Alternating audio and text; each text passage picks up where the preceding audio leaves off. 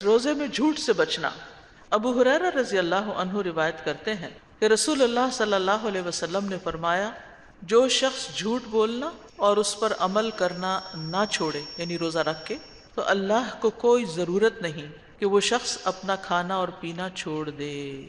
یعنی جو شخص روزہ تو رکھ لیتا ہے، حلال کھانا پینا چھوڑ دیتا ہے، لیکن حرام کاموں کا ارتکاب نہیں چھوڑتا، تو ایسے شخص کے روزے کا فائدہ کوئی نہیں۔ یعنی جو روزہ رکھ کے گناہ نہیں چھوڑتا، خالی جھوٹ بولنا نہیں بلکہ گناہ نہیں چھوڑتا، روزہ رکھ کے تو غیبت اور بہتان، زنا کا الزام، گالی گلوچ، لان تان کرنا، لعنت ملامت کرنا اور اس طرح کی دیگر باتیں نہیں چھوڑتا جن سے بچنا لازم ہے، تو پھر اس کا روزہ نہیں۔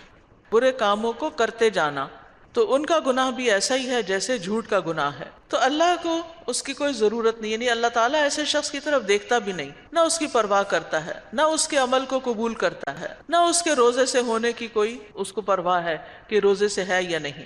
تو روزے کا اصل مقصد کیا ہے؟ کھانا پینا اس لیے چھوڑنا تاکہ نفس کی شہوت ٹوٹے، نفس امارہ مطیع ہو، اور اگر نفس امارہ ہی مطیع نہیں ہوا، حرام کام ہی نہیں چھوڑے، تو پھر روزے کا کچھ فائدہ نہیں۔ اور پھر خاص طور پر جھوٹ کی جو ممانعت یہاں آئی ہے وہ اس لیے بھی کہ جھوٹ ساری خرابیوں کی جڑ ہے، یعنی کسی کا دل خوش کرنے کے لیے، کسی کو دھوکہ دینے کے لیے، کسی کو بے وقوف بنانے کے لیے غلط بیانی سے کام لینا۔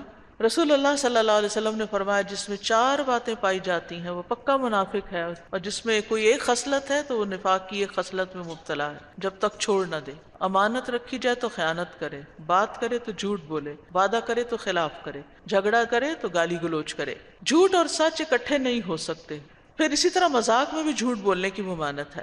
جھوٹ ایسا گناہ ہے جس کی سزا دنیا میں بھی ملتی ہے، اور پھر مسلسل جھوٹ بولنا تو ایسا شخص اللہ کے یہاں کذاب ہی لکھا جاتا ہے، رحمت سے محروم ہو جاتا ہے۔